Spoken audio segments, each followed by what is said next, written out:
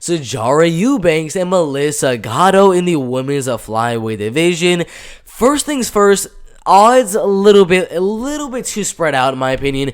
For an undefeated girl right here in Melissa Gatto to be a almost 2.5 to 1 underdog on Sijara Eubanks, I think that's a little bit much. I mean, she got a submission win on Carol Rosa, who we actually saw, I believe, beat Sijara Eubanks.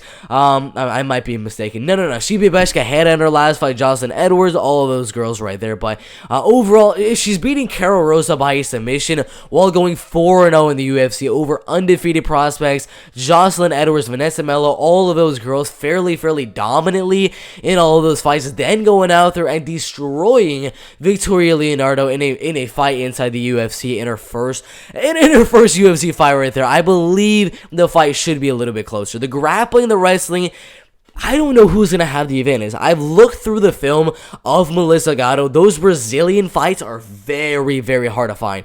I mean, if you look at the Nikao Cyborg 3, Nikao Cyborg 1, those fights are so hard to find. I found the blurriest footage of her fight with Carol Rosa. Then I found, of course, the UFC fight with Victoria Leonardo. But the Carol Rosa and Victoria Leonardo fights are all I really have to go off of. I mean, her striking looks solid, but Sijara Eubanks is going to be a lot bigger. Being a bantamweight fighter, is going to go out there on the feet, just looking to pressure Melissa Gatto. I believe on the feet that Sijara Eubanks will be a little bit better because she might just go out there, pressure Melissa Gatto, just start throwing really big shots, clinch up, and just use her size advantage to win the fight by decision. But it is MMA. Melissa Gatto, it did show some solid striking in her last fight. She's going to be 1 inch taller than Sijara Eubanks, 2 inches lengthier than Sijara Eubanks, so there could be a possibility where she keeps a range on the feet, has Sijara Eubanks pressure her, and then maybe she goes down and lands a takedown. We don't know what's going to happen here.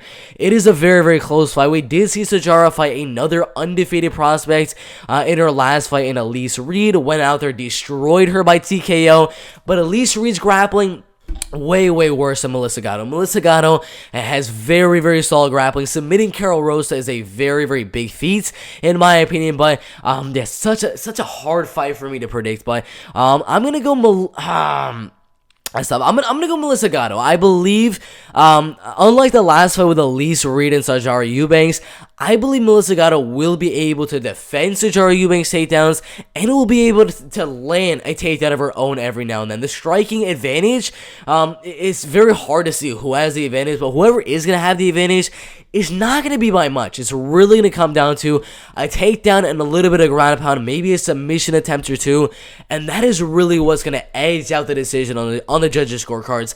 And I do believe Melissa Gatto, if she can land a takedown here, which I believe she will be able to land at least 1, possibly 2, I think she could win the fight right here. It's a very close one, not one I am 100% confident in.